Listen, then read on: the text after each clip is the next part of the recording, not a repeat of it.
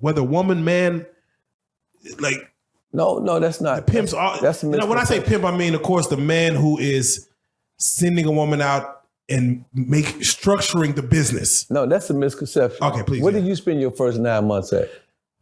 In a womb. In a womb. Yeah. We all came from a womb. We all want to get back in that motherfucker. You understand what I'm saying? So what I'm saying is that when you think about it from that perspective, men have always, even in the animal kingdom, you see them going crazy. Men have always wanted the vagina. The vagina is king. The vagina is the power of all powers. There's nothing more powerful than that vagina. That's how pimps make their money.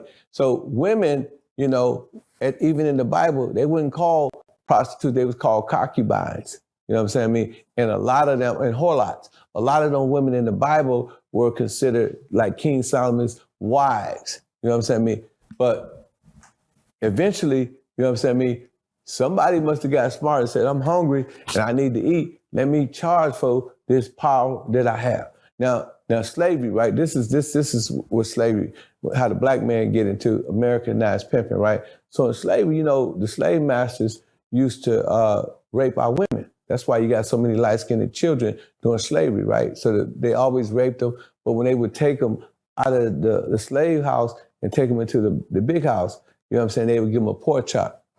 And even though I was married to this lady, this is my wife, I couldn't do nothing about it because I was property, I was chattel slavery, the slave master owned me.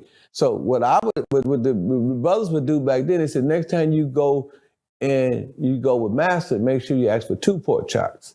And that's when the system of manipulation begins.